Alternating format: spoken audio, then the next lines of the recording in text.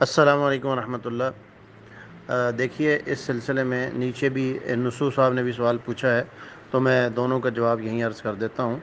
اس سلسلے میں ایک اصولی بات تو یہ یاد رکھنی چاہیے، جو میں نے اوپر بھی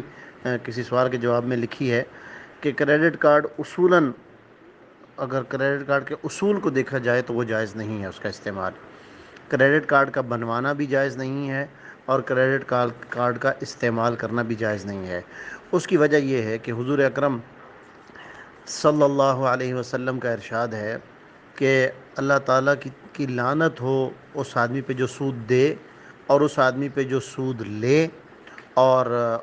آکلہ و موکلہ و کاتبیہ، اور جو سود کے معاملے کو لکھیں، و شاہدیہ، اور جو سود کے معاملے کے گواہ بنیں۔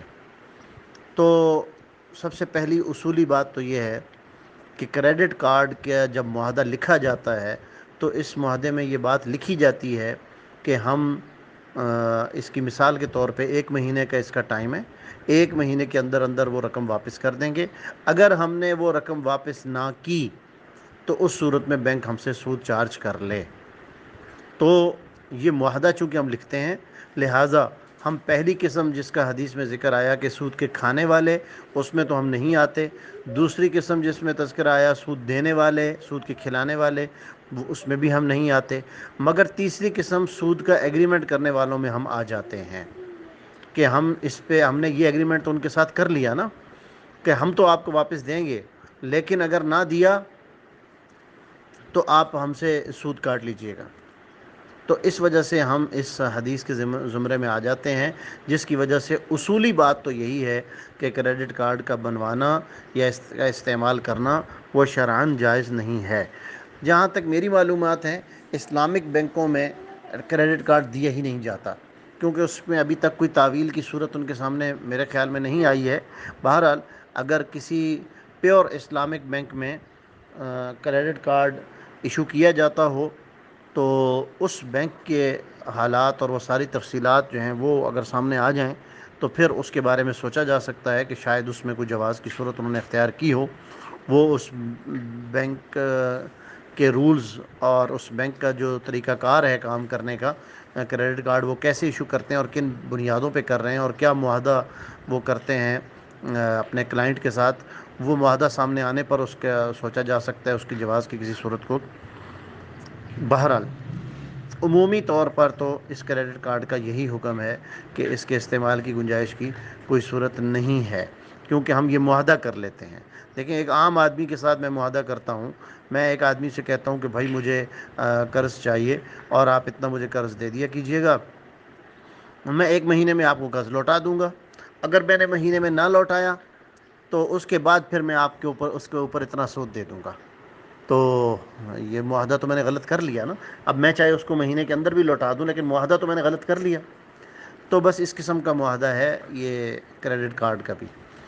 جس کی وجہ سے اصولی بات جو ہے وہ تو یہی ہے کہ کریڈٹ کارڈ کا استعمال شرعاً جائز نہیں ہے۔ ہاں، البتہ اگر ایسی صورتحال ہو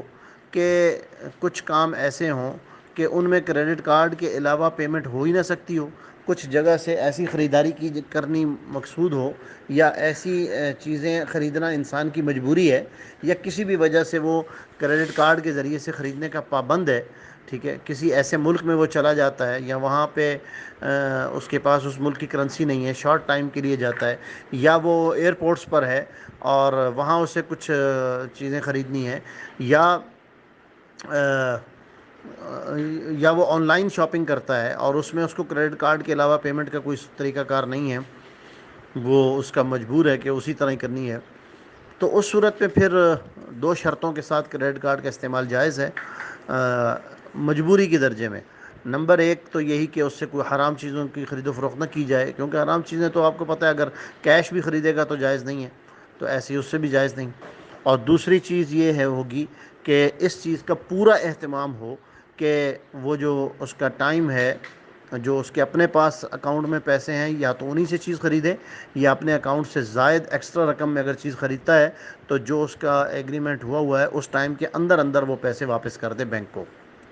تو ان 2 شرطوں کا پورا اہتمام کرتے ہوئے کراہت کے ساتھ گنجائش کی کچھ صورت نکل آئے گی، بہتر اور افضل اس صورت میں بھی نہیں ہوگا۔ حتی الامکان اس سے بچنے ہی کی کوشش کرنی چاہیے۔ بہت مجبوری کے درجوں میں، آخری درجوں میں جا کر اس کو استعمال کرنے کی گنجائش ہوگی فقط۔ واللہ عالم بالصواب۔ کافی دنوں سے یہ سوال چونکہ گروپ میں آیا ہوا تھا، مگر میں دوسرے اہل علم سے بھی رابطے میں تھا کہ میں ان سے بھی اس سلسلے میں مزید رائے لے لوں تاکہ حتمی بات آپ کے سامنے رکھ سکوں۔ تو میں اپنے اساتذہ اکابر مفتی تقی عثمانی صاحب وغیرہ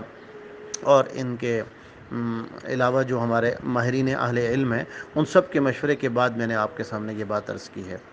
السلام علیکم ورحمۃ اللہ وبرکاتہ۔